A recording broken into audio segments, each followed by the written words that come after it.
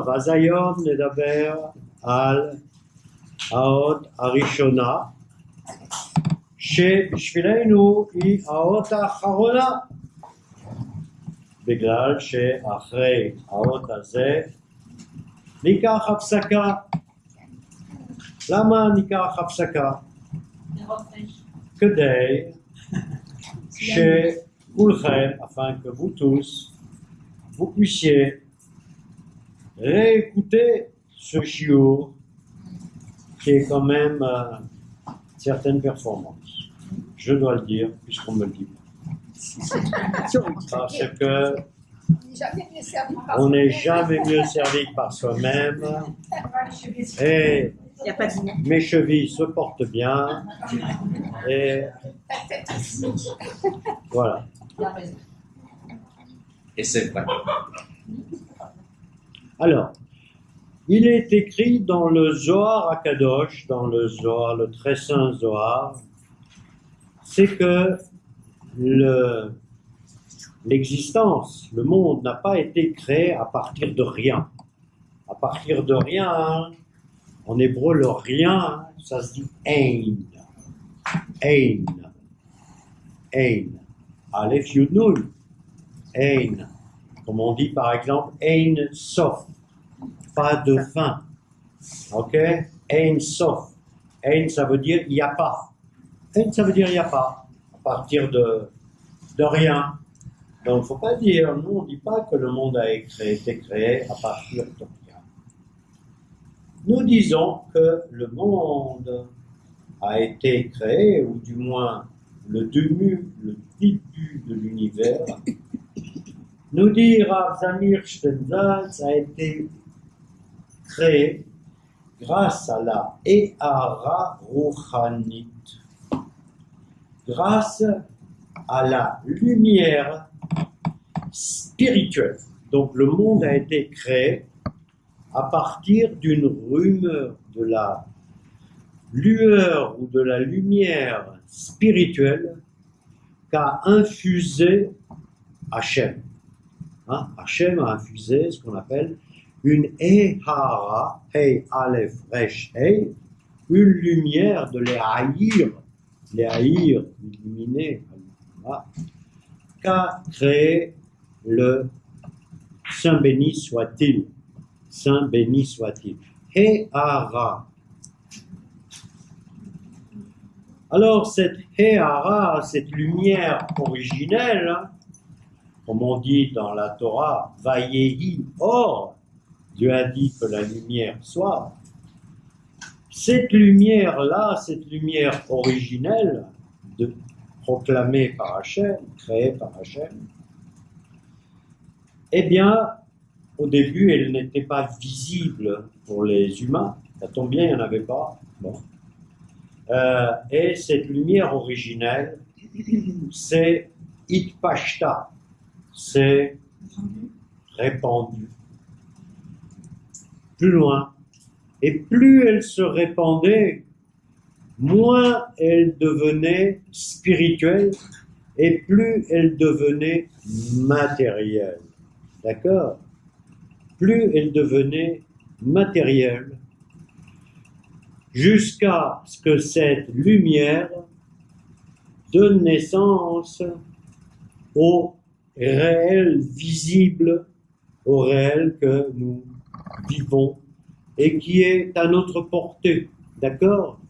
Donc la lumière originelle et spirituelle a donné naissance à une lumière matérielle qui s'est matérialisée, et à partir de là est né ce qu'il appelle le Yekum HaChomri, la création matérielle, Chomri, s'opposant à Rouchani.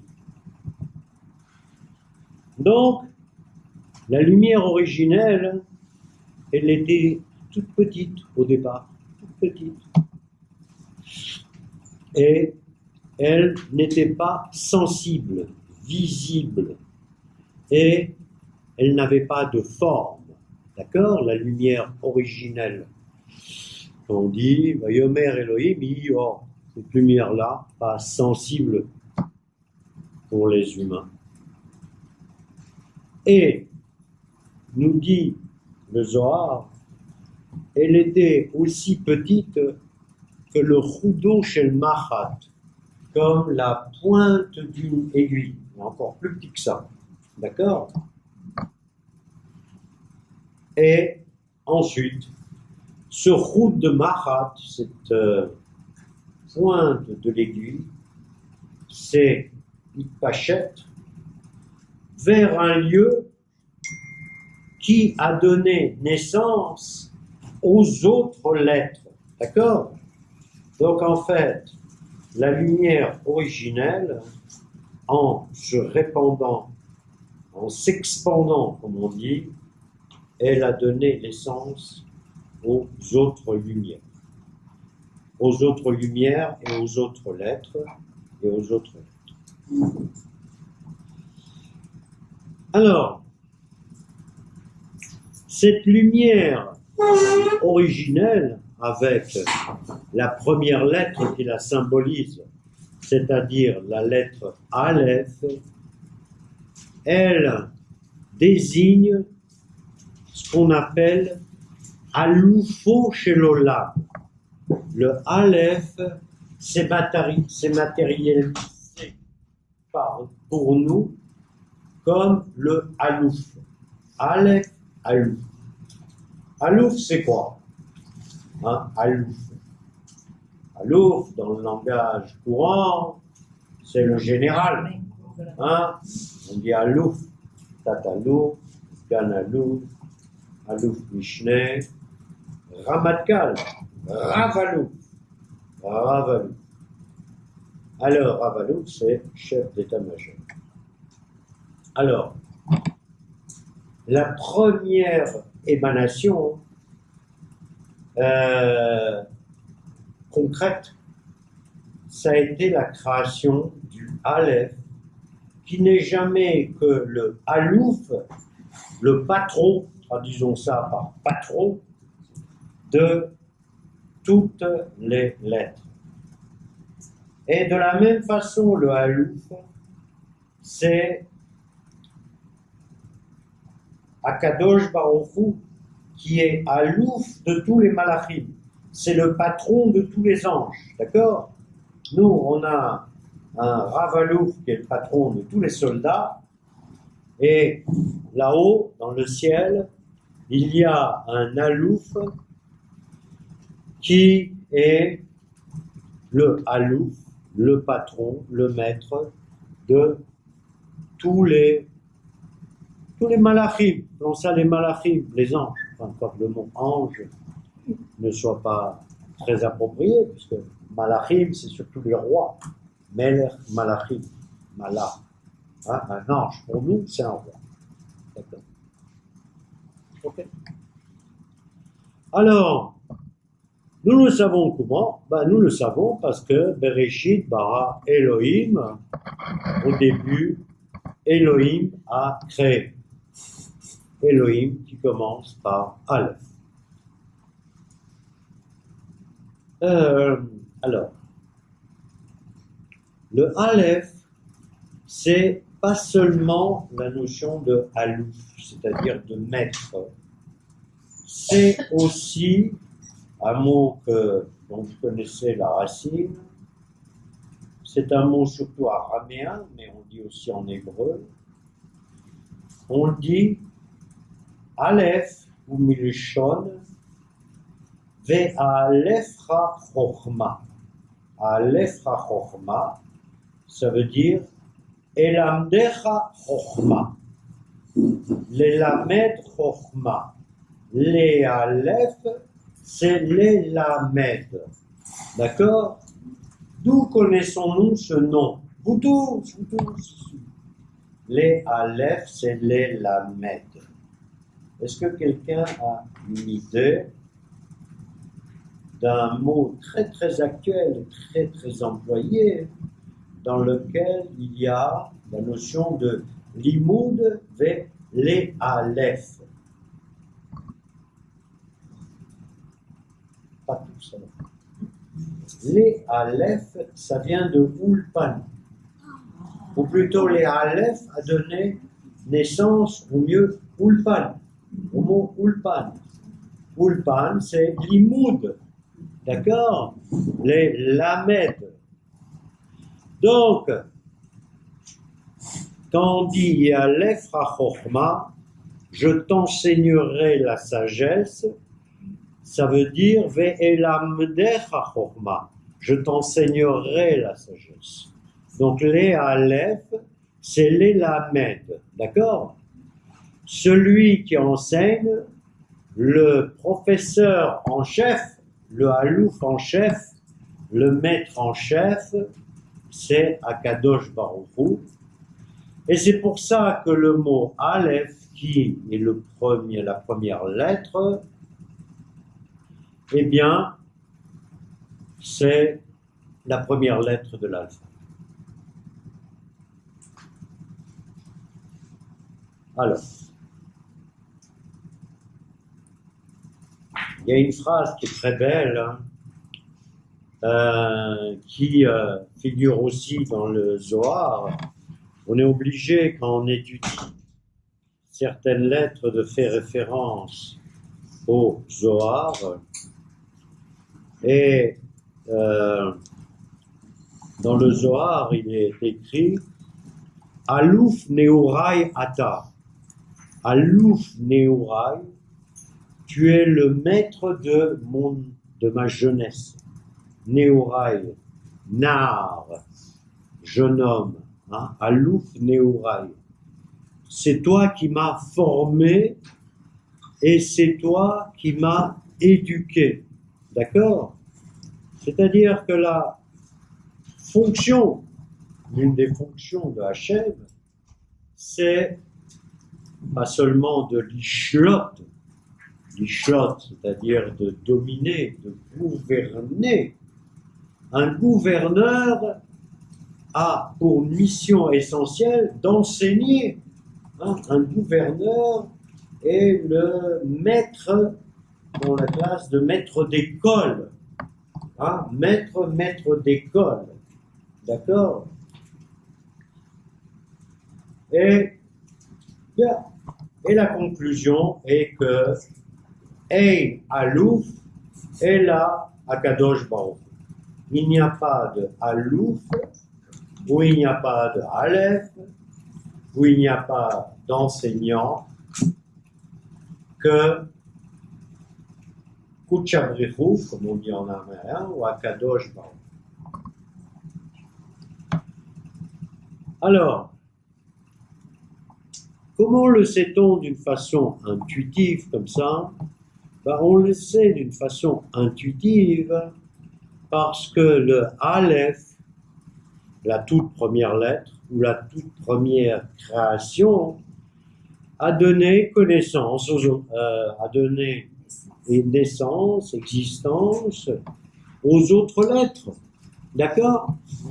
Aux autres lettres. Azoy a donné connaissance aux autres lettres.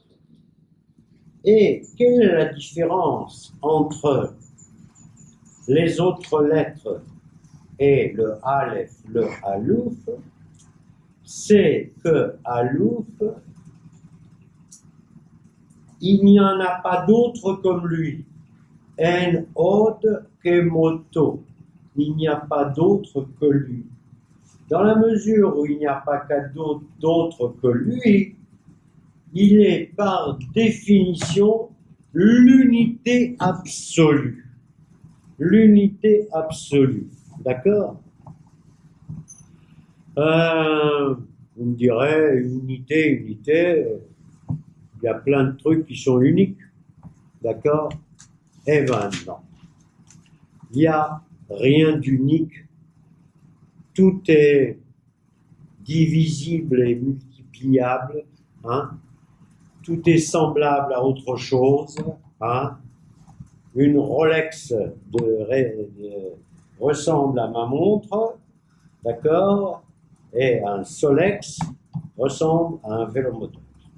D'accord? Bon, ça vaut ce que ça vaut, hein? Mais bon. C'est Alex, donc Alex. Et Alex, voilà.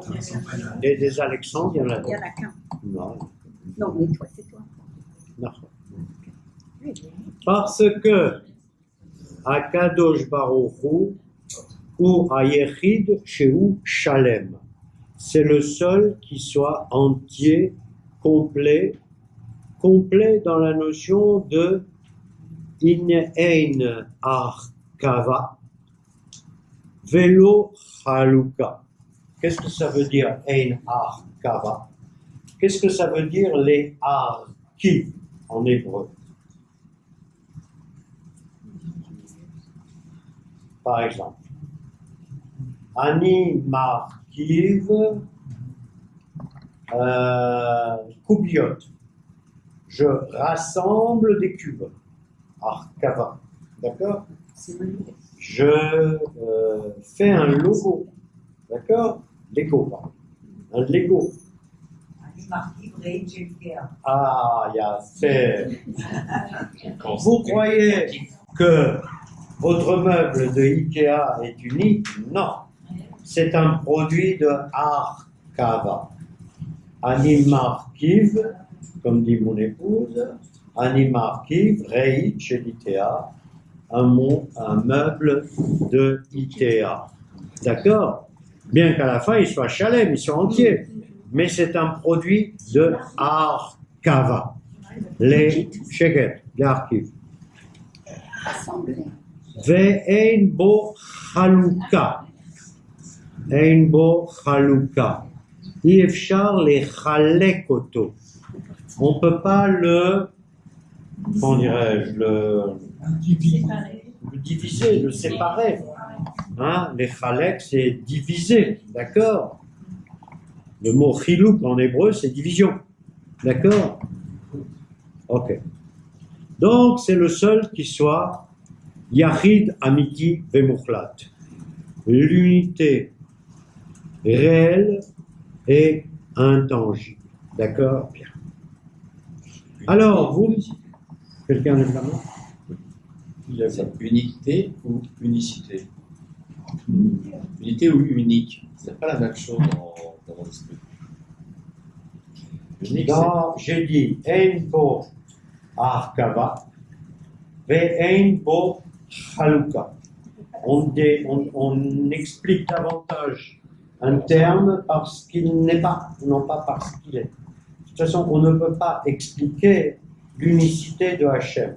On peut dire qu'il n'est pas divisible et qu'il n'est pas assemblable. On ne peut pas l'assembler en prenant différentes choses, les mettre ensemble. Alors, la question qui vient à l'esprit, à ce moment-là, on dit, mais je ne comprends pas, parce que Hachem, il a plein de noms. Hein?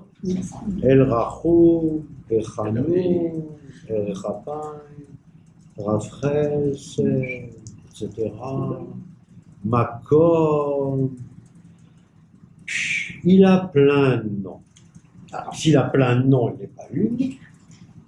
Ok. Ok. La réponse, elle est simple. Qu'est-ce que tu dis, Meir? Je sais pas, moi. Une personne qui a deux Plus prénoms. fort, plus fort. Une personne qui a deux prénoms, ça reste une personne unique. Donc Hachem, il a plusieurs prénoms. Comme Shalom pour le nom prénom. Mais ça veut dire que chaque mot d'Hachem, c'est une fonction. Voilà. J'attendais ce terme. Voilà. J'attendais ce terme. Une fonction, attends une seconde. Une fonction, c'est une action. D'accord? C'est-à-dire que Hachem, Mesougal ou Mesougal Yot Rahou, il est capable d'être miséricordieux, ou Mesougal Yot Ishmilchama, il est capable d'être un homme de guerre, il est capable de, et en fait, toutes ces capacités, tous ces soi-disant noms qu'on donne à Hachem, c'est des cadeaux qu'il nous fait. C'est une façon de se manifester vis-à-vis de l'homme à travers les différents mots, les différents noms qu'on peut lui attribuer. Donc, quand on attribue un nom à Kadosh Baruch Hu, c'est qu'on attend de lui qu'il soit ainsi. Qu'il soit ainsi, mais aussi ainsi. D'accord? En fonction de quoi? En fonction de nos demandes, qui sont nombreuses et variées. Qu'est-ce que vous voulez dire? Je voulais dire que dans les noms de Dieu, Oui. il y en a qui sont effaçables, la majorité, sauf, donc on peut jeter des livres où ce nom est écrit, il n'y a que ce nom qui est écrit. Oui. Et il y a trois, d'après ce que j'ai appris, il y a trois noms qui sont ineffaçables. Et Qui sont? Ineffaçables. Qui sont lesquels? Ah, j'ai pas de kippa. C'est pas grave. Alors, un qui commence par Shin, Ouais. Shaddai, Shin Dalet Yud. Ouais. Elohim, Elohim. Oui. et Et Yud Kevaf. Et Yud Kevaf. Bien. Alors, qu'ils soient effaçables ou qu'ils ne soient pas effaçables, ça ne veut pas dire pour autant qu'ils sont plus hauts que les autres. D'accord? Ça veut dire qu'ils touchent à une fonction plus essentielle et plus élevée. D'accord? Je vous ai dit la dernière fois, mais tu n'étais point là. les Parisiens m'appellent. Voilà. J'ai dit par exemple qu'il y a une marloquette, il y a un désaccord parmi les Chachamim qui est-ce que le mot Shalom, qui est aussi un nom de Hachem, est effaçable ou pas effaçable? Est-ce qu'on peut rentrer dans un endroit malpropre en portant sur soi ou en ayant avec soi le mot Shalom? Et là, les Chachamim sont tout simplement divisés. Il y en a qui disent oui, il y en a qui disent non. Et c'est pas moi qui vais trancher. Mais à partir du moment où il y en a qui disent non, il vaut mieux suivre ceux qui disent non. D'accord? Donc si on a un joli médaillon comme ça, qui s'appelle Shalom, eh bien quand on va faire ses besoins, on le laisse à l'entrée. Non.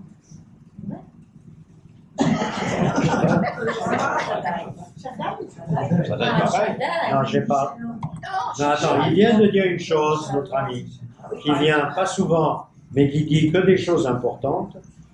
Il dit, il y a trois noms qui est Shaddai, Elohim et Yud Keh Vav Keh. Il est évident que ceux-là, il faut les laisser à l'entrée. Ça, c'est évident. Il y a un Safek, éteignez vos portables. Il y a un Safek, un doute, pour le mot Shalom. C'est tout. Et moi, je dis et je rajoute, à partir du moment où il y a un Safek, il vaut mieux le laisser à l'entrée. Mais si effectivement on a le mot Shaddai avec Lolit Ragesh, le Karashum Davar, tout ça c'est de l'étude. Je ne suis pas rabbin, d'accord? Donc, il vaut mieux les laisser à la porte. D'accord? Ça, tout ce que je dis. Ok? De toute façon, vous savez très bien que quand on va dans des lieux d'aisance, il ne faut pas faire entrer certains livres, ni certains journaux, ni etc., etc. Je ne fais que dire des choses que vous savez tous. D'accord? Bien. Ok?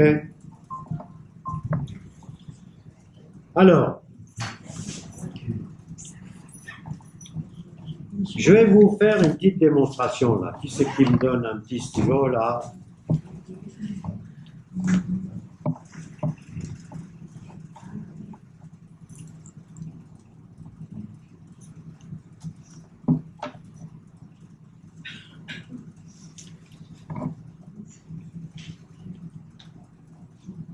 Voilà, je vous ai marqué les lettres Aleph ici, en haut, et ici le mot Aleph en entier.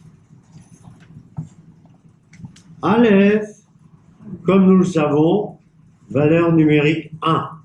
D'accord? Lamed, valeur numérique Pardon. 30. 30. Razak. C'est rare. En ba de Pay, valeur numérique Shmonim. 80. Donc, Aleph, c'est 1 plus 30 plus 80. On additionne le tout, ça nous donne 111. Echad, echad, echad. 3 fois 1. Si on prend Aleph, on peut dire Aleph, mais on peut dire Elef. 1000 Elef. Si on additionne Echad, Echad, Echad, Veod, Elef, ça nous donne Echad, Echad, Echad, Echad. 4 fois 1. D'accord? 4 fois 1. Ok? Donc, la preuve par 9 qu'on retrouve le Aleph tout le temps, c'est que tout, enfin ça entre autres, ça amène à démontrer que on arrive à l'unité au 1, 1, 1. Ok?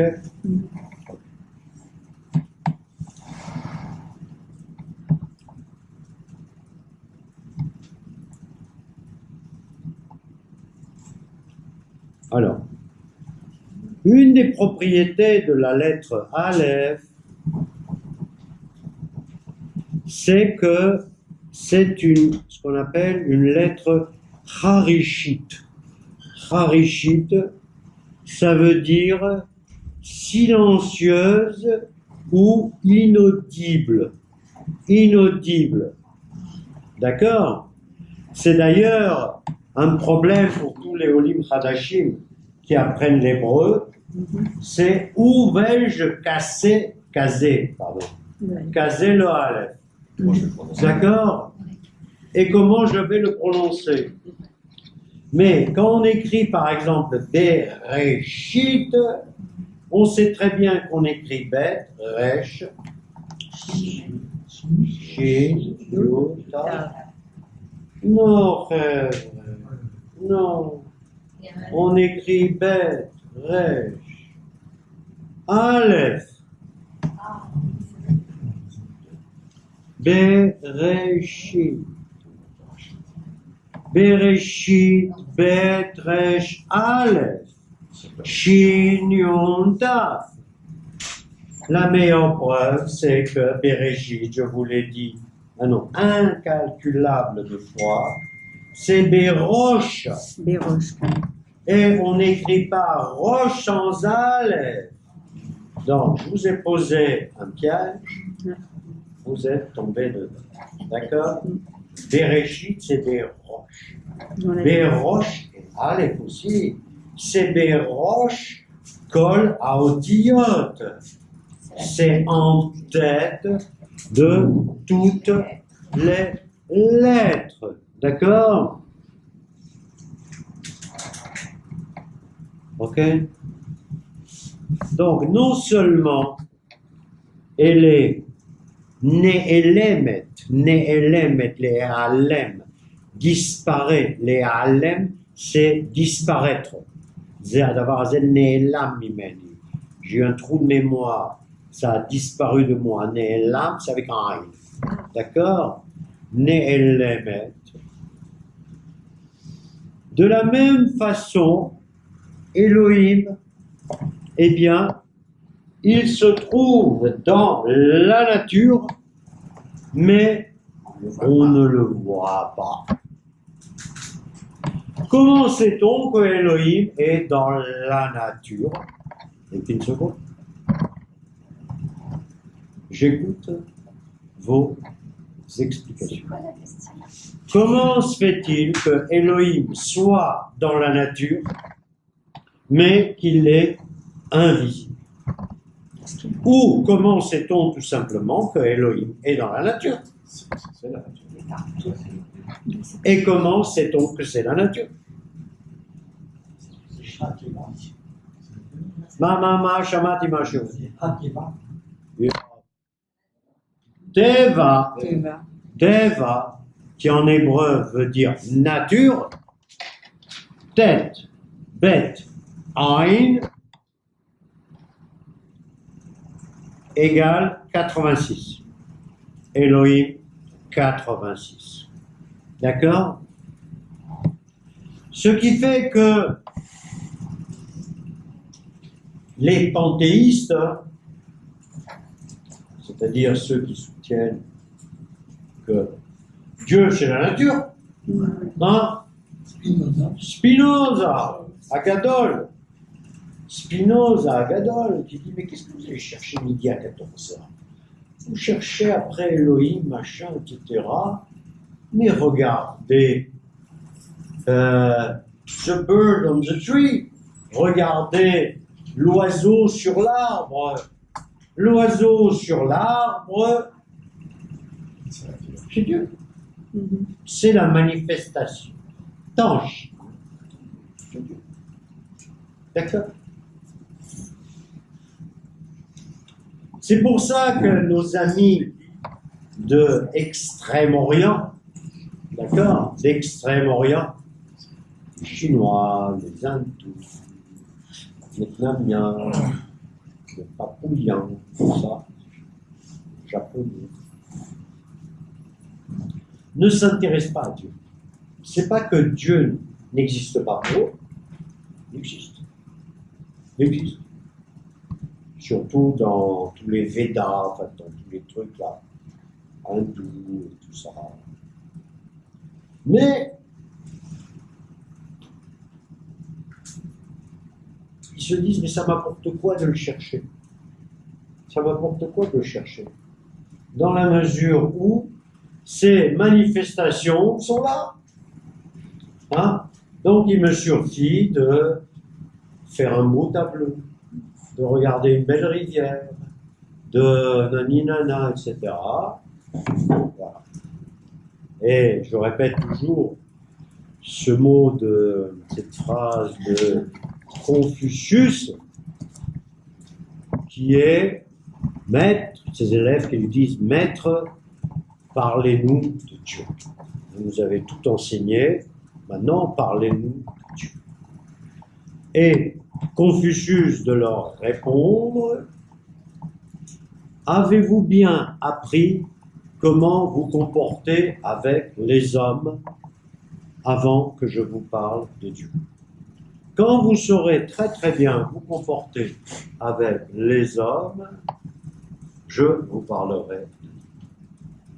Et à ma connaissance, il n'en a pas parlé. Ok? Voilà. Donc,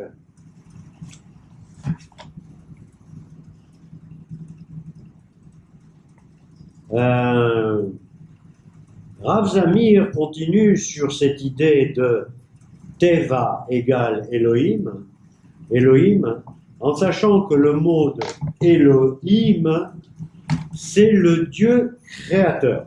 Donc, dans la mesure où il est créateur, c'est pour ça qu'on a dit Bereshit bara Elohim. C'est Elohim qui a créé. On pourrait dire Elohim bara Bereshit. D'accord? Donc, c'est le Dieu de la création. Qu'est-ce qu'il a créé? Ben, il a créé à partir de cette toute petite lumière, il a créé l'existant dans lequel nous fonctionnons. Et il a créé les lois de la nature, les Chukei Ateva. Hein? À commencer par la gravitation. D'accord? Je le dis toujours, c'est qu'il y en a qui croient qu'il suffit de croire fermement à la gravitation universelle et on croit en Dieu. Ce qui est inexact, parce qu'il a créé bien des choses autres que la gravitation. Voilà. Alors, il dit une chose qui me plaît beaucoup. Il dit, pourquoi est-ce que... donc, il dit « Chukei Ateva », le mot « Teva ». Tête, bête, Ain. Alors, Teva, nous dit Rav Zamir Cohen, c'est Leshon Atba'a. Atba'a, c'est, je trouve pas le mot en français, plus je parle hébreu, moins je parle français, moins je trouve les mots en français. Atba'a, c'est les machal, les Adbi'a Chotam, c'est-à-dire former une. Par exemple, je prends de la matière chaude, je mets une forme, un seau, d'accord? Créer un seau. Atba'a. Atba'a, c'est, quel est le verbe en français? Atba'a. C'est. Scellé. Non, c'est pas scellé. Non, mais pas scellé dans le sens. Tamponné. Tamponné. Ouais, je suis le tamponneur des lilas. Non, mais tu vois, Poinçonné. Ah, merci, Meir. Poinçonné. Poinçonné. C'est plutôt poinçonné. Atba'a tsura, c'est poinçonner de façon à obtenir une forme. Non, c'est pas poinçonné. C'est pas poinçonné non plus. Poinçonner, c'est faire un trou. Voilà. D'accord. Bon, vous m'avez compris? Oui, moi je. D'accord. Ok. Je sais pas si Le le seau. Seau, le seau. Il n'y a pas de verbe. Pas de verbe. Bon. Presser, sceller, tamponner, créer une forme, d'accord? Les adbiya, c'est j'ai une matière inerte, cette matière inerte, elle est malléable, ou plutôt la pression que j'exerce, le nombre de barres que j'exerce sur cette matière fait que ça prend une forme. D'accord? Et les adbiya, c'est ça en hébreu. D'accord? C'est donner une forme en fait. D'accord? Bien. Et quand je dis les adbiya et que j'obtiens teva, la nature, c'est-à-dire que Dieu a scellé son univers. Vous voyez ce que je veux dire? Oui. Dieu a scellé son univers. Il a donné une forme à son univers. Et c'est de là que vient le mot Teva. Teva, la nature, en fait, c'est une chose scellée, SC. Une chose scellée. Une chose scellée, c'est-à-dire qu'il y a une force qui est arrivée d'en haut, qui a... Qui est-ce qui était avec moi pour voir l'usine de déstabilisation? 70 balles. Là où j'ai gueulé, là. Hein? 70 balles. Donc il y en a qui ne sont pas contents même. C'est ça. Parce que j'ai trop gueulé. Mais parce qu'ils étaient absolument insupportables. Indiscipliné. C'est pas, Non, c'est pas serré. Non, c'est pire que ça. Ils sont pas venus en entendu. Il y a 3 dames qui sont venues en pantalon. Alors, je sais bien que par la halakha, une dame ne doit pas mettre de pantalon, mais je sais aussi que d'après la halakha, une dame peut mettre des pantalons et une jupe dessus. D'accord? Donc, à quoi sert que Richard Cohen Adria se décarcasse? Ça s'appelle une jupe culotte. Voilà, la vérité sort de la bouche de Meir. La suite est là. Pourquoi la cuisine? Parce que dans cette usine, il y avait ce qu'on appelle des espèces de matrices, et dans ces matrices, qui étaient des systèmes qui permettaient d'enlever le sel, eh bien, on était obligé de mettre une énergie considérable de 70 bars, et ces 70 bars faisaient en sorte que le sel était projeté d'un côté et l'eau était projetée de l'autre. D'accord? Donc, ça, c'est l'homme qui exerce une pression, c'est la notion de pression. D'accord? On pourrait imaginer Hachem comme un forgeron. D'accord? Comme un forgeron qui forge. D'accord? Alors là, il a forgé quoi, Hachem? Il a forgé la nature. C'est-à-dire qu'il a forgé les lois de la nature, d'accord, qui a priori sont immuables, même si nous ne les connaissons pas toutes. On connaît déjà un certain nombre, hein, avec la science, le temps, etc. Donc la notion de Teva, nature, c'est une pression de X bar, hein, en physique, pof, que Dieu a mis sur la terre. Et il l'a mis comme ça. Et il l'a fait comment? Il l'a fait avec sa parole qui était la lumière. Vayomer Elohim i or. Et Dieu dit que la lumière soit. Donc je viens de le découvrir à l'instant, là, j'ai eu un flash. C'est vraiment mamache comme le forgeron. C'est-à-dire le forgeron ne peut pas forger s'il n'a pas quelque chose de très chaud et de très lumineux pour apposer sur une matière inerte. D'accord? Etc., etc., etc. Ok? Alors, nous, notre travail, c'est pas de sanctifier la nature. Donc, effectivement, que en Extrême-Orient,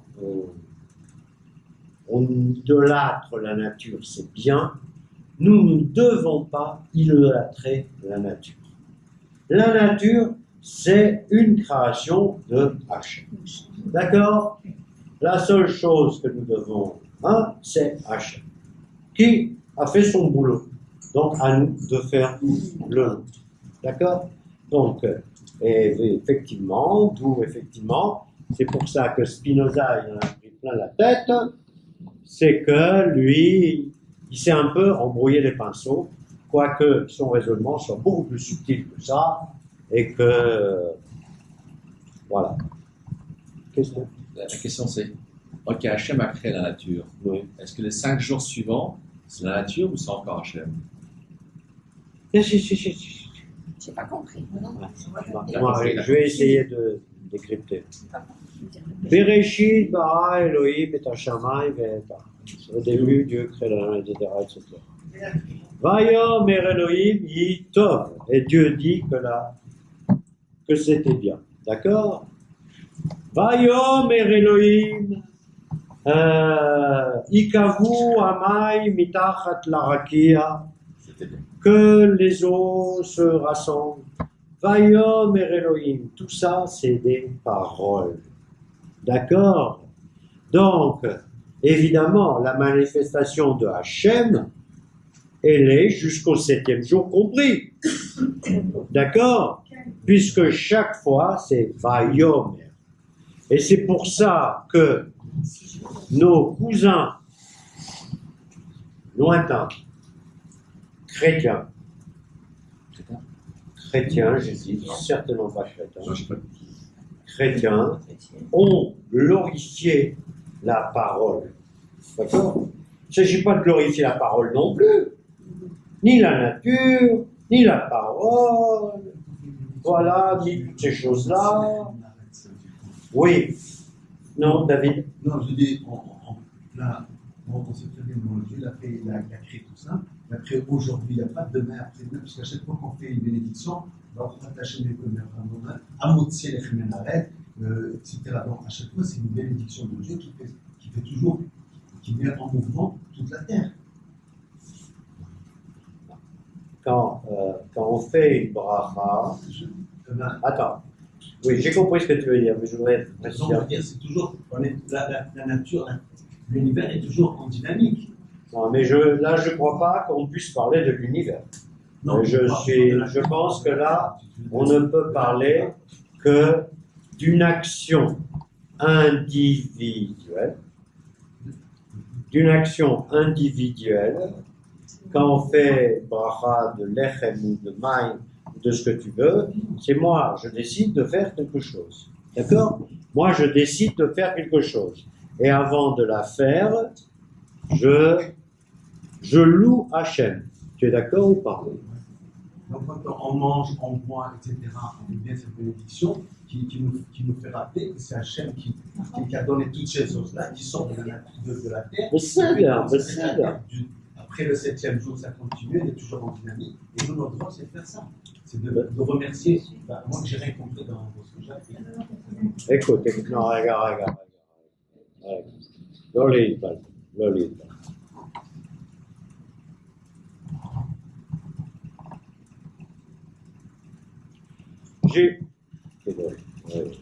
Yes. J'ai lu récemment, là, il n'y a pas longtemps, comment on dit ce matin, Baruch Atah, Adam, Shekol, Nia, Bidvaro. Amen. Amen. Qu'est-ce que j'ai dit là? Qu'est-ce que j'ai dit là? Qu'est-ce que j'ai dit? Qu'est-ce que j'ai dit là? Traduisez-moi en français. Sois loué, éternel, notre Dieu, qui nous a. Oui, je t'écoute. Vas-y, Dora. Sois loué, Dieu éternel, qui nous a tout donné. Enfin, tout à col, c'est tout. Qui a tout créé. Inexact. C'est inexact. Et je suis sans vous.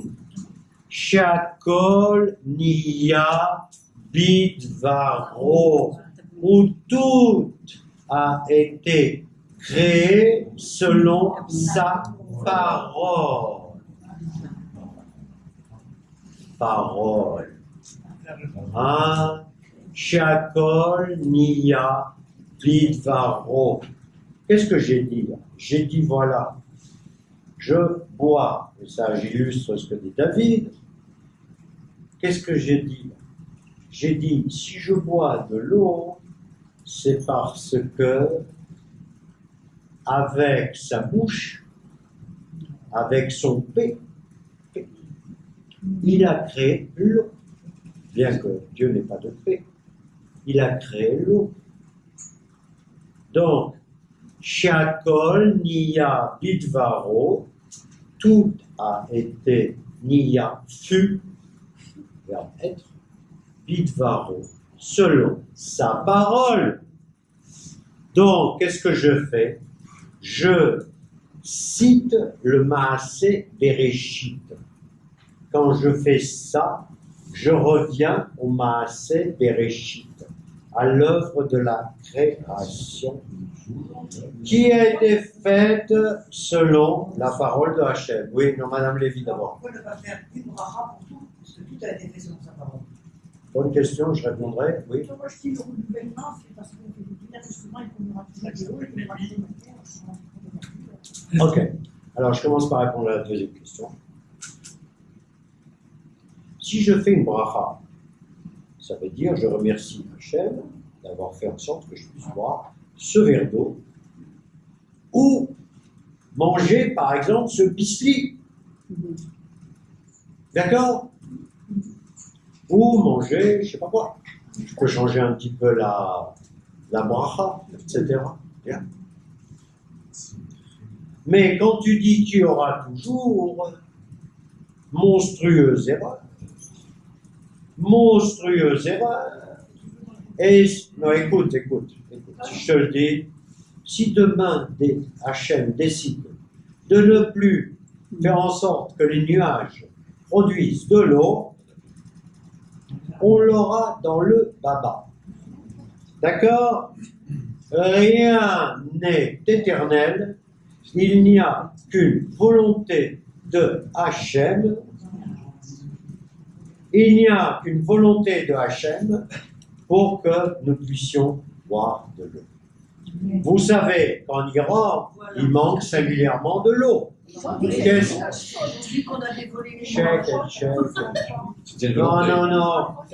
ces derniers cours, qu'est-ce qu'ils ont fait? Entre autres, ils ont pris Allah, et comme ils ont vu que ça ne marchait pas, ils ont fait venir une petite fille juive qui a fait une bracha sur l'eau, sur les nuages, sur la foudre, sur etc., parce qu'ils se disent, on ne sait jamais, ces juifs c'est peut-être des enfoirés, mais ils ont quand même une connexion privilégiée avec Dieu. On va faire en sorte qu'ils prient, peut-être qu'on aura de l'eau. Donc, il ne faut pas croire que quelque chose nous est dû. Hein, je te parle à toi. Ah, ben alors. Avec les brachot, on est obligé de penser que si on les fait pas, il y aura peut-être une catastrophe plus tard. Ah, si on ne les fait pas. Ah. Donc, Continuera. Alors, ça non plus, c'est pas exact. Parce que tu peux faire tous tes brachot que tu veux, et tu peux l'avoir dans le baba aussi. D'accord? Et dans le Talmud,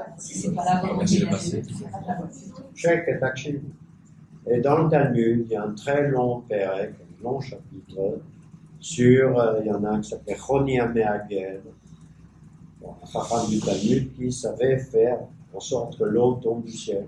D'accord? On l'appelait Choni Ameagel. Et ensuite, après Choni Ameagel, il y en a eu d'autres. Et ces autres-là, ils n'avaient pas la chorma, ni la force, ni les connections qu'avait Choni Ameagel. Et les Juifs ont souffert de soif, parce qu'il n'y avait pas d'eau. Donc ils pouvaient prier. Ils pouvaient prier quand on dit faites une bracha. Vous croyez qu'une bracha c'est une assurance Tourix? Hein? C'est Astérix? Assurance Tourix? Non. C'est une façon que nous avons, nous, de reconnaître, c'est pour ça que je suis mon cours, de reconnaître que c'est lui qui a créé. Les règles qui font que, oh, il y a les nuages, il y a l'eau, la mer, machin, etc., le cycle, etc. Ok. Ce cycle, il peut se déglinguer. D'accord? Ce cycle peut se déglinguer. Et d'ailleurs, en ce moment, en Israël, il se déglingue. Pourquoi il se déglingue? Parce que nous avons de plus en plus de tremblements de terre. D'accord? Qu'est-ce que c'est un tremblement de terre? C'est quand le cycle se déglingue. Et qu'est-ce que c'est plus fondamentalement un tremblement de terre? C'est tremblement de terre, en hébreu, ça se dit Reidat, l'irod, Ra'ada. C'est quoi Ra'ada? Trembler. Ouais, c'est tremblement. Tremblement. Tremblement. Donc la terre, elle tremble.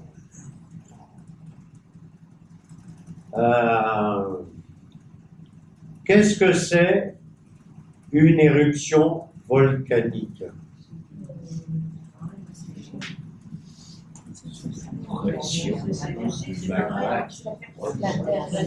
C'est la terre qui se la joue. D'accord? Bien. Chez les Juifs, et il y a un passouk de Teilim qui va peut-être me revenir. Il y a un passouk de Teilim. C'est. Il y a un passouk de Teilim qui dit que nous devons faire attention au Reigash, au Reidot Adama. D'accord? Nous devons faire attention à ça. Hein? Il y en a même qui vont beaucoup plus loin, je n'ai pas le temps de développer là, et qui disent que quand il y a des Reidot Adama ou des Reigash, quand les volcans se réveillent, c'est que nous, on ne fait pas notre boulot. Ok? Je ne vais pas rentrer là-dedans, c'est compliqué, etc. Surtout, ça prendra. Et ça prendra. Reidat Adama. C'est les plaques qui bougent. C'est Hachem qui s'énerve. Ça, C'est Hachem qui s'énerve. D'accord? Et s'il s'énerve, c'est. Dans le Talmud, il est marqué qu'il y a 3 raisons, etc. Il s'énerve. D'accord? Alors, vous savez que quand on voit une manifestation qui semble yotzet mignaklal, surnaturel, on doit faire une bracha. Vous le savez ça? Et David, il le sait. Non, tu as perdu Bekolram. Plus fort. Bon. Et quel bracha? Baruch ata Hashem Elokeinu melech haolam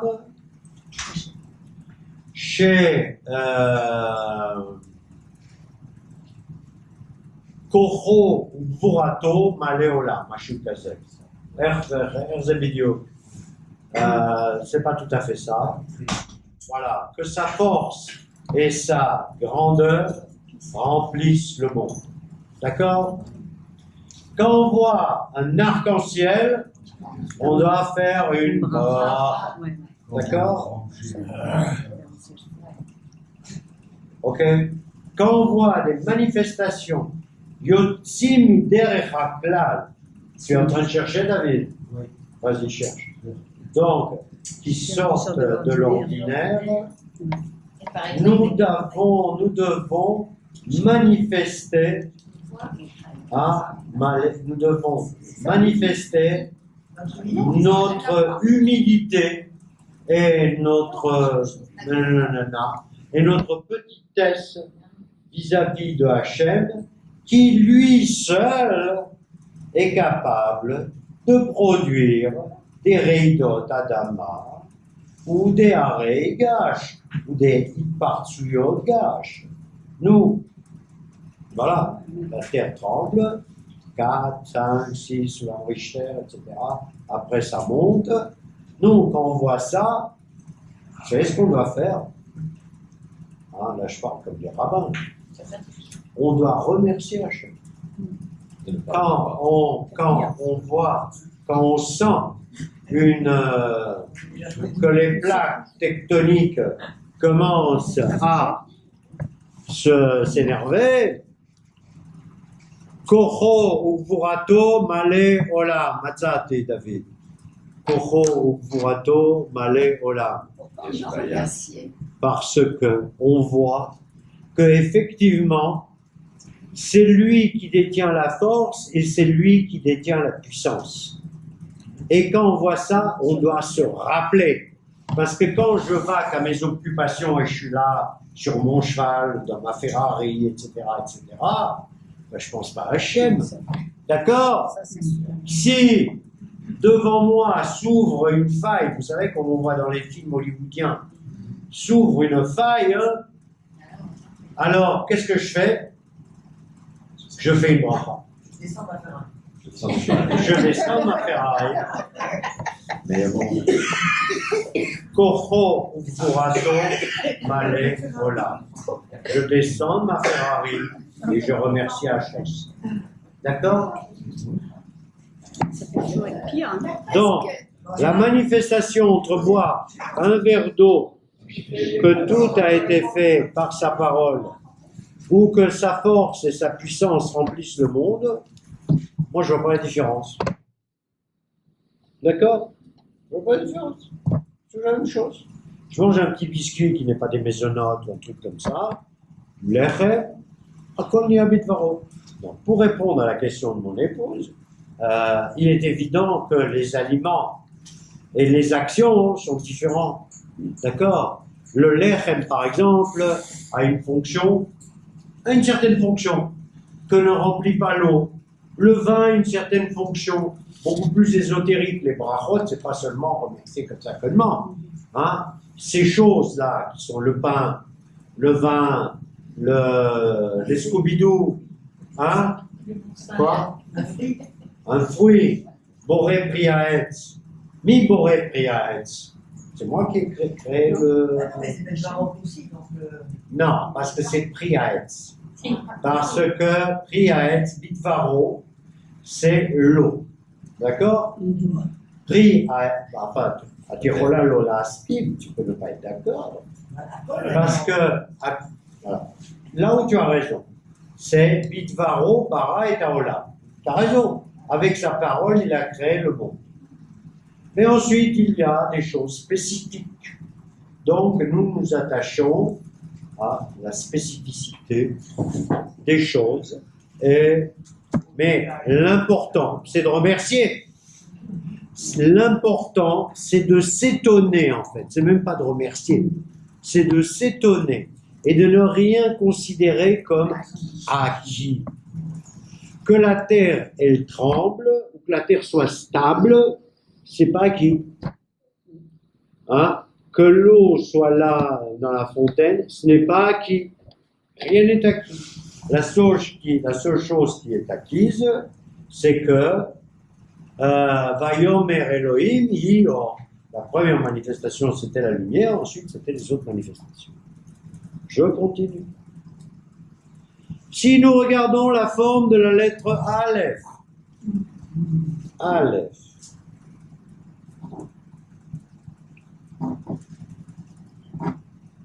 voilà, je ne dessine pas très bien, c'est ça la lettre Aleph. La lettre Aleph, c'est un Vav avec deux Yud. L'un qui pointe vers le haut et l'autre qui pointe vers le haut. Ok? La lettre Aleph, le Vav, Vav, Verod Yud, c'est 26. 26. Yud Ke Vav Ke, 26. D'accord?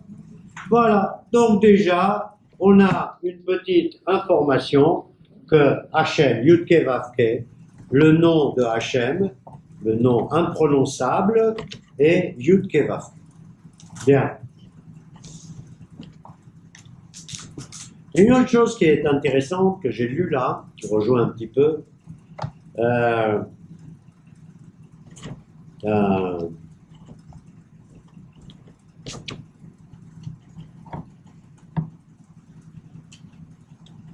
Vaikra Elohim la Or Yom. Et Dieu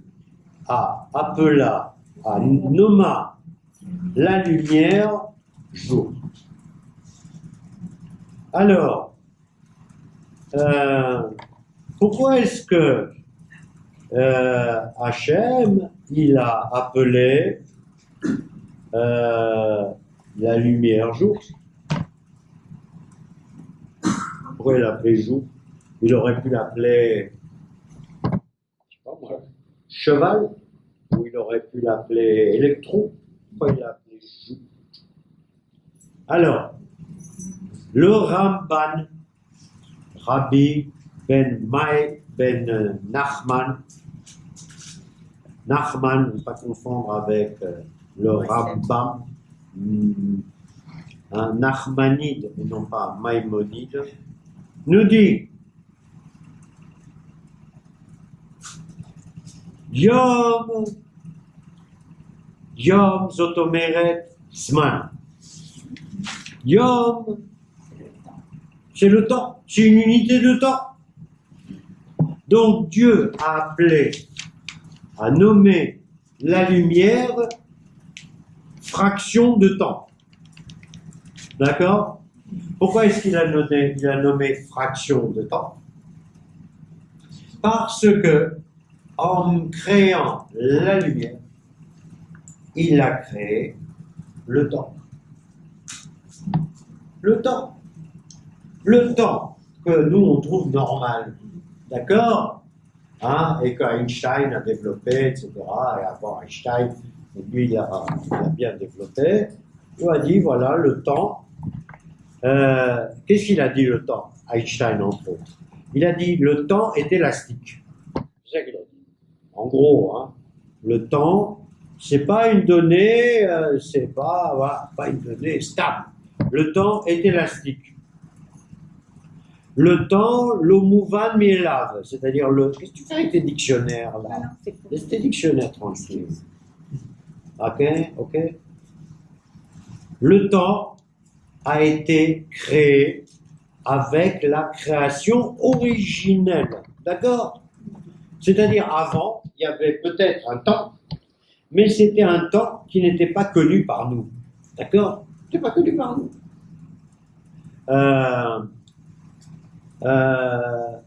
Dans les Tehillim, par exemple, c'est marqué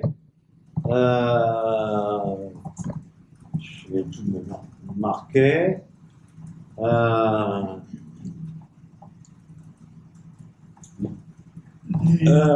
יום כאלף שנה לפניך, משהו כזה. הוא דקה כערב שנה לפניך, כערב עין. Bon, c'est pas la traduction exacte, je la trouverai plus loin. Il dit en fait, dans les Teilim, c'est marqué que pour toi, Hachem, une fraction de temps, c'est comme 1000 ans. D'accord? C'est comme 1000 ans. D'accord? C'est comme 1000 ans. Ce qui veut dire que si pour nous, il y a une fraction de temps, qui est ce qu'elle est, T, dit T, d'accord? Pour Hachem, c'est TN. Nous, TN, d'accord? Donc ça veut dire que Hachem et nous n'avons pas la même notion du temps. Mais cela dit, il a été obligé de nous donner un temps. Sinon, je fais quoi moi après le coup? Hein, je m'envole, d'accord? Il a été obligé de nous donner le temps, d'accord? Et de là, nous disent Chazal, les Chachamim, Azman eino kavua ve yatzib. Le temps n'est pas fixe ni stable, d'accord? Le temps a été créé avec le phénomène de la création. Imola Bria. D'accord? Et il rajoute qu'Einstein n'a rien inventé. Je dis, bon, il ne faut pas exagérer quand même. Il a quand même trouvé une fonction qui permette de lier des éléments qui jusqu'à maintenant nous paraissaient disparates. Vas-y. Ah oui, non, les Incas, le peuple Inca, pour mesurer le temps, se sont servis de la lumière. Ils avaient constaté que le jour revenait. Alors, ils ont suspendu une ficelle dans un espace vide, quoi. Et cette ficelle, tous les jours, ils ont mesuré l'ombre de la ficelle. Et au bout d'une année, ils sont revenus, ils ont constaté que l'ombre est revenue à la même place. Et ils ont appelé ça l'année. Donc il y a une liaison entre le temps. C'est clair. C'est clair. Tous les peuples ont eu besoin de calculer le temps. Chacun l'a fait à sa manière. D'accord? Stonehenge, c'est avec la lumière. Ouais. Stonehenge, c'est une ville en Angleterre. Bien, tout le monde a besoin, les hommes ont toujours eu besoin du temps. D'accord? Ils l'ont calculé à leur façon. Et chacun d'une façon différente. Les Incas, comme on vient de nous expliquer. Les Arabes, par exemple, eux, ils ne sont pas cassés la tête. La lune, la lune, la lune, la lune. Voilà. Ce qui fait qu'ils se paument tout le temps et qu'ils ne savent jamais quand est-ce qu'il faut fêter le Ramadan. Bon, ils ont tout faux, quoi. Hein, voilà. Les seuls qui ont calculé le temps en fonction de deux données, de deux données bien tangibles, qui sont la Lune et le Soleil, ce sont qui? Les Hébreux. Et les Chinois.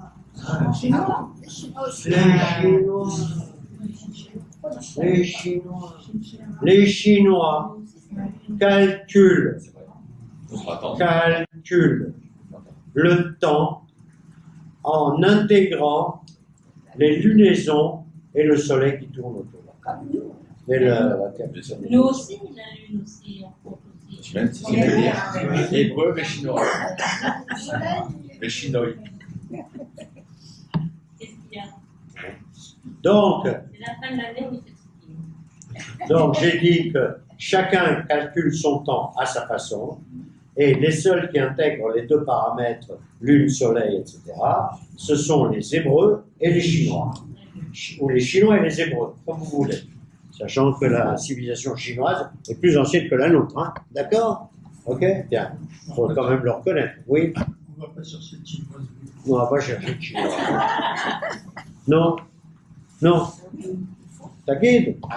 Par rapport à Einstein, il y a une chose très marrante, c'est que pour justifier sa théorie, il se sert du temps et de la lumière. C'est inséparable. On ne peut pas expliquer Einstein si on ne comprend pas la lumière. J'ai parlé de quoi là? Non, Oh, c'est- j'arrête pas de parler de lumière là. C'est- Oh. Voilà. c'est- Alors, nous continuons parce que c'est beaucoup plus riche que ça. D'accord? Alors, il y a un truc que moi j'aime beaucoup. C'est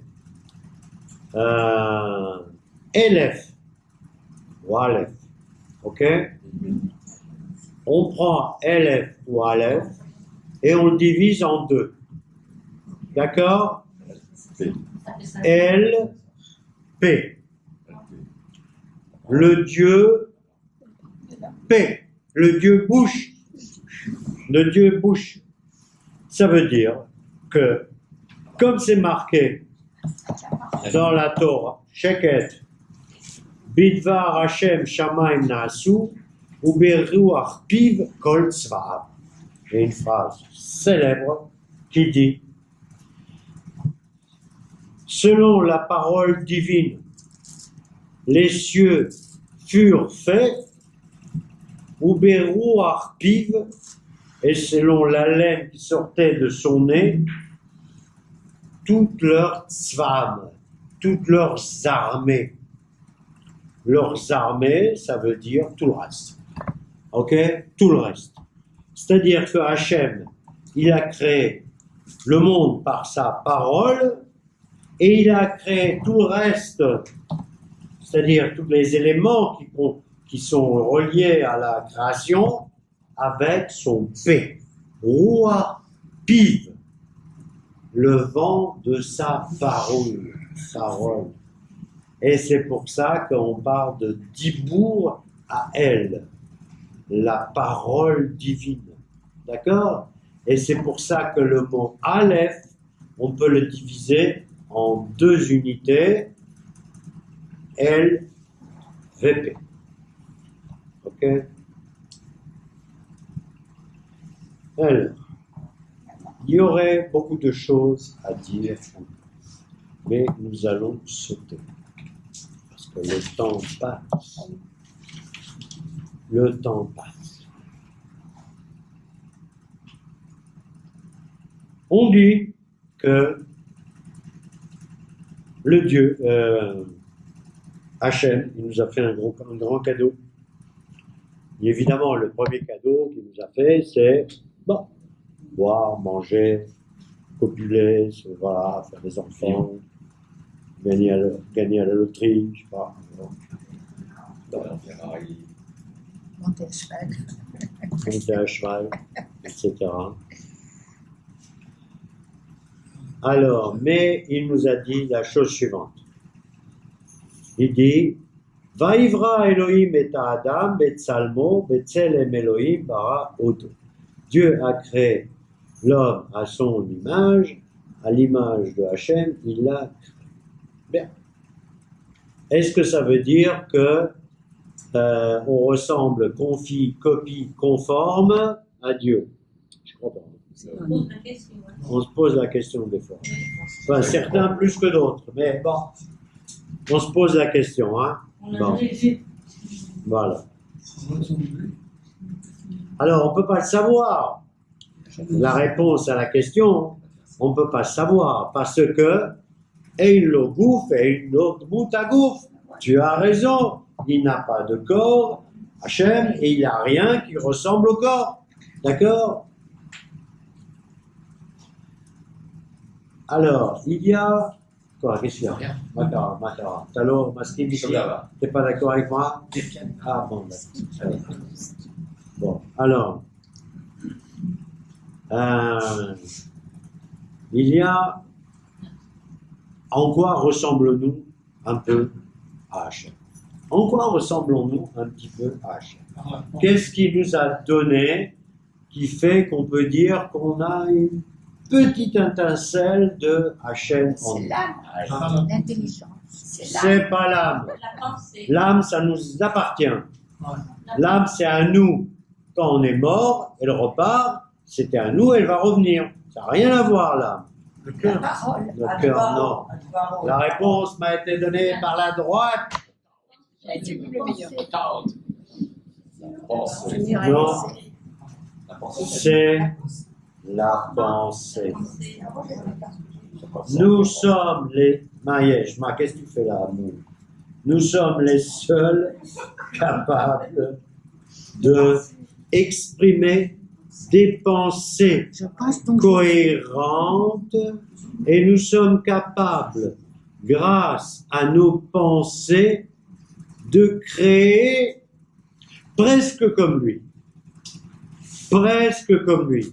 Ou du moins, nous sommes capables de nous servir à la fois de notre pensée conceptuelle, concevoir des choses, et grâce aux règles immuables qu'il nous a mises sur Terre, par exemple la gravitation, d'accord? On peut créer des choses qui ont un intérêt pour nous.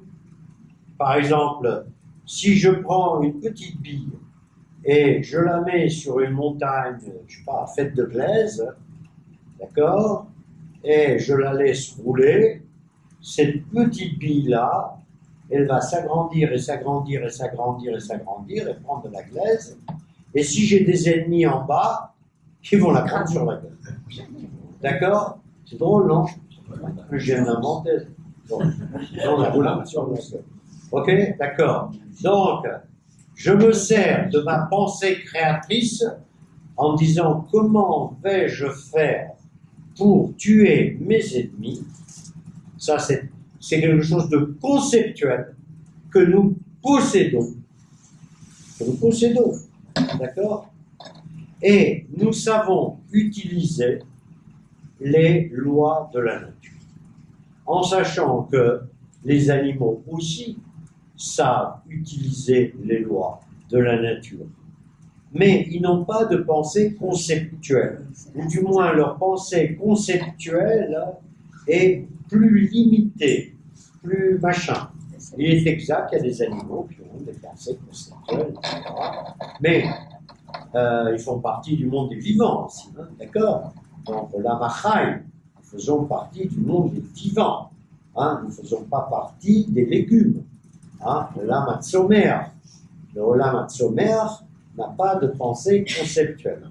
Le olam hachai, il a une pensée conceptuelle. Et le olam hachai, il sait, par exemple, une tortue, elle sait qu'elle doit quitter le sable et aller vers la mer. Sinon, elle va mourir. D'accord? Ok? Et nous, on sait qu'on doit sortir de l'eau. D'accord? Mais si on sort de l'eau, on a une fonction. D'accord? On a une matara.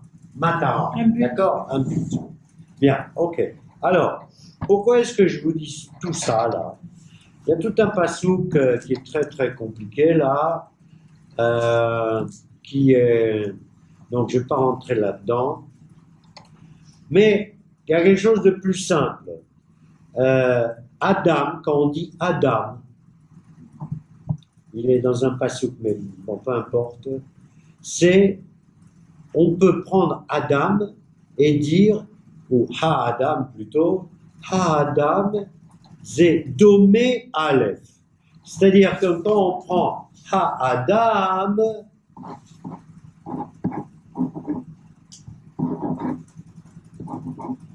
Domé Aleph. Hein? Ha-Adam, c'est Domé Aleph. C'est le même mot.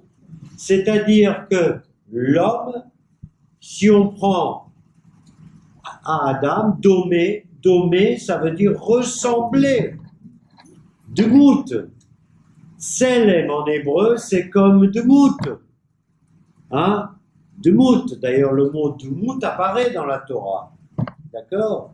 Donc, ça veut dire que déjà, l'homme, dans l'homme, il y a la notion de domé, d'accord? Ha-Adam, qui contient le mot Adama, hein, puisqu'il vient de la terre, hein, d'accord? Eh bien, on peut transformer le mot Adama en ce qu'on appelle Edamé. Adama, si on l'écrit différemment, hein, essayez de l'écrire. Edamé, Aleph, deux points en bas, Dalet, Me, Hey, Edamé, je ressemblerai. C'est un futur de l'Edamot. D'accord? Donc, quand on dit que l'homme, on dit Adam, Adama. D'accord? L'homme, il est créé de la terre, etc. D'accord? Ça, c'est mamash le pshat. C'est mamash le pshat. Mais si on va un petit peu plus haut, c'est la notion de Edamé. Edamé, la Elion. Ressembler à celui qui est en haut. D'accord? Donc, dans la notion de l'homme, Adam, dans le mot homme, il y a l'histoire de Domé, Damot, d'accord? Ça a été, je dois vous le dire, ça a été un gros fluche pour moi.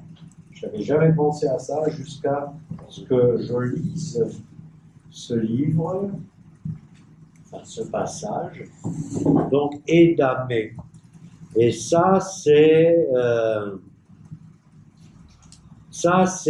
très très fort. Voilà. Edamé. Betsalmo ou Bidmuto, c'est marqué dans la Torah. Betsalmo, selon sa photographie et sa dmout et sa forme. Dmuto. Donc Dmuto, Adam. Adam. Ok. Bon, alors on va redescendre un peu sur terre. Alors, on sait que on va parler du père et de la mère. Av et M. Av, on sait que Alouf. Aleph, c'est Alouf. Bet, c'est Bait. Bait, c'est la mishpacha, c'est la famille. Hein? Bait, c'est la maison. D'accord? Av, c'est Alouf Habayt. C'est le patron de la maison. Enfin, ça dépend avec moi et sa femme. Quoi. Ensuite, voilà. Ne regardez pas comme ça. Non, c'est lui. Ça m'étonnerait. Bien. Alors, on dit M, la mère, elle est Mourkevet de Aleph et de Mem. Aleph, on sait. Mem, on l'a étudié dans la lettre Mem. Mem, c'est celle qui crée la vie. C'est celle qui donne la vie. D'accord? Bien. M, d'ailleurs, la gematria, c'est 41 ans. 41. Si c'est 41, c'est 40 plus 1. D'accord? Donc, à 40 jours, le fœtus, il est formé, plus 1 de la mère. Donc, la mère et le fœtus, c'est égal 41. 40 plus la mère. D'accord? Le Hav, alors, Hav, c'est quoi? C'est Aleph qui est devenu bête. Aleph bête. Bête. Alors, pourquoi le Aleph est devenu bête? Parce que le chef de la famille. Mais non. Parce que le Aleph, il était tout seul. Et à partir du moment où il a créé un acte de procréation, il engendrait un bébé. Donc le Aleph a donné un spermatozoïde. Donc, ayant donné un spermatozoïde, le Aleph a fait le bête. Le Aleph, le célibataire, a créé, non, un autre homme ou une autre femme, a créé autre chose, quoi. C'est doublé, d'accord? Le Aleph est devenu bête. D'accord? Non, ça ne te plaît pas? Non. Ça ne te plaît pas? Non, j'ai. Bon, t'accroches pas, c'est pas grave. Bon. C'est pas grave, on approche de la fin. Je fatigue, d'accord? Et voilà, comment t'as fait? Quand je te dis M, c'est Aleph de même. Ok? C'est l'unité qui a créé les conditions adéquates pour être en mesure de devenir une mère.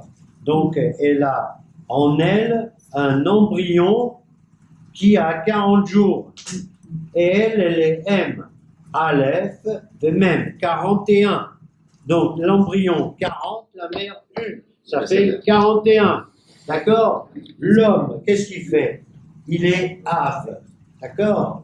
Il est père. Hein? L'homme, il peut rester homme, Adam. D'accord? Comment il peut devenir père? Il peut devenir père qu'en créant le chiffre 2. De 1, il devient 2. C'est clair là? De 1, il devient 2. À partir du moment où à un certain moment, Akadosh Baruch Hu a décidé que cet homme va être en mesure de faire en sorte d'aider sa femme à créer un homme, eh bien, il a créé une fonction binaire. C'est-à-dire, l'homme n'est plus 1, il est 2. Nous, on ne le sait pas. Enfin, il y en a qui le savent, paraît-il. Il y en a qui le savent, paraît-il, quand ils vont devenir pères. Bon. Il y en a qui le savent. Il y en a qui savent qu'à ce moment précis, ils sont devenus pères. Lui, il l'a su. Hubert l'a su. Voilà. Je ne parle pas de moi, parce que moi, je parle. D'accord. Sérieux, hein? Raconte-nous ton expérience. Non, forcément. Bon, enfin, tu l'as dit. Mais je savais que c'était là, c'était ce C'était moment-là. ce jour-là, Oui, ce moment-là. oui. Eh ben voilà, il illustre parfaitement Non, mais il que le Aleph est devenu Av, aussi. que l'unité est devenue multiple. Il parle de l'homme. Hein. Sur là, je l'ai fermé. J'ai terminé. Mais c'est pas d'accord. Parce que ça m'a épuisé. Alors maintenant, on peut dire, est-ce que je peux dire que les lettres ont été créées pour nommer les choses que Dieu a créées?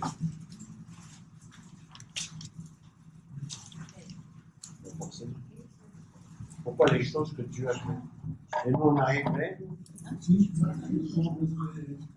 Alors, moi, dis-moi, Non, laisse parler. La création de l'homme. Par exemple, l'homme a créé des hybrides. Le mulet, qui a mélangé. La différence avec Dieu, c'est que l'hybride n'est pas parfait. Puisque l'hybride est stérile. Tandis que Dieu, quand il a créé des animaux, ces animaux sont capables de se reproduire. Razak ou Baruch. Ah, c'était super. Ah, c'était géant.